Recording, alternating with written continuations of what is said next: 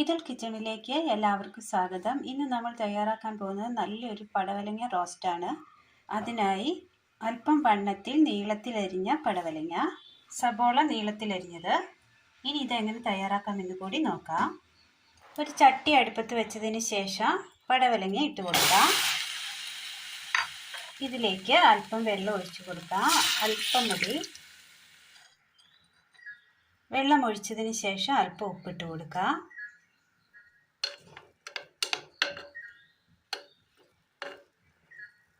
മൂടി വെച്ച് വേവിച്ചെടുക്കാം.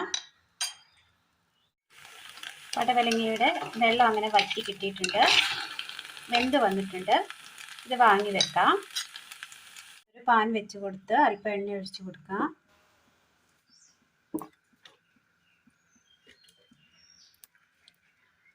ഇതിലേക്ക് സബോള അരിഞ്ഞത് ചേർത്ത് കൊടുക്കാം.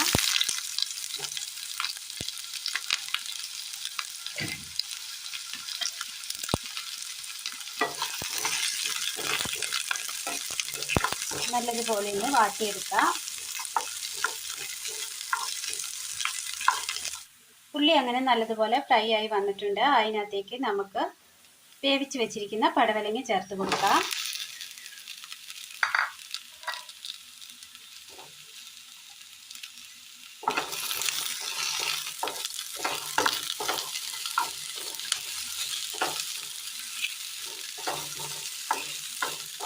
പടവലങ്ങ അങ്ങനെ ആർക്കും അധികം ഇഷ്ടപ്പെടാത്തതാണ്. പക്ഷേ ഇതിന് ഗുണങ്ങൾ പലതാണ്. പല ആരോഗ്യ പ്രശ്നങ്ങൾക്കും പരിഹാരം കാണുന്നതിന് സഹായിക്കുന്നതാണ് പടവലങ്ങ.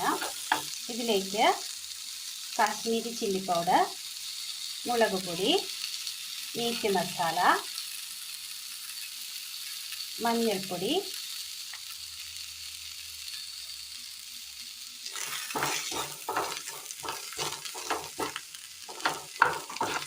പ്രതിരോധശേഷി വർദ്ധിപ്പിക്കാൻ പടവലങ്ങ സഹായിക്കും. വൈറ്റമിനുകളുടെ ഒരു കലവറ തന്നെയാണ് പടവലങ്ങ.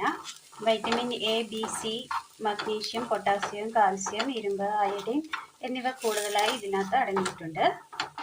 പടവലങ്ങയിലെ പോഷകങ്ങൾ രക്തക്കുഴലുകൾ ശുചീകരിക്കാൻ സഹായിക്കും, രക്തയോട്ടം വർദ്ധിപ്പിക്കും. ഇനി ഇതിന് മുകളിലായി ഒരു പിഞ്ച് ജീരകം പൊടിച്ചത് ചേർത്ത് കൊടുക്കാം.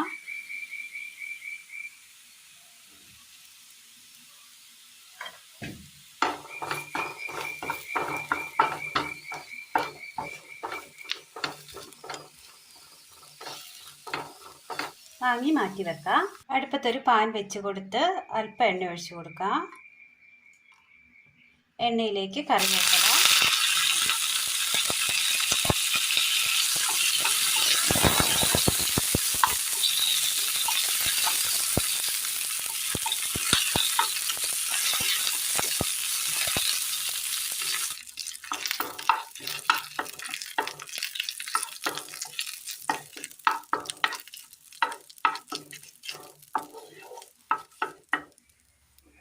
പടവലങ്ങയുടെ മുകളിലായി കറിവേപ്പില ചേർത്ത് കൊടുക്കാം.